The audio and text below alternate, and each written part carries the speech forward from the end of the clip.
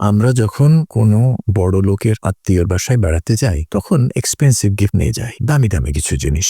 আবার সেই আমরাই যখন অত বড় লোক না, যারা সাদামাটা জীবনযাপন করছেন, সৎভাবে জীবনযাপনের চেষ্টা করছেন, তাদের বাসায় যাই, তখন দেখা যাচ্ছে যে সাদামাটা তেমন দামি না, তেমন ভালো না, গিফট নিয়ে যাই। মাই কোয়েশ্চেন ইজ, আপনার গিফট কার বেশি দরকার, বড়লোক আত্মীয়ের না গরিব আত্মীয়? This will be clear to you soon. এক ছেলে বিদেশে থাকে, দেশে আসলো এক সপ্তাহের জন্য। তার মা তাকে বললেন, তোমার বড় ফুফু ফোন করছিল, তো বড় ফুপুর মেয়ের অবস্থা তেমন ভালো না, রিসেন্টলি হাজবেন্ড মারা গেছে, মে আল্লাহ গ্র্যান্ড দ্য হাজবেন্ড জান্নাহ। বড় ফুপু একথাও বলছিলেন যে তাদের অবস্থা একটু খারাপ, তো আজকাল তারা মুড়ি গুড় অথবা চিড়া গুড় খেয়েই জীবনযাপন করছে। The son felt very bad. He bought quite a bit of stuff and asked his driver to take him to their house.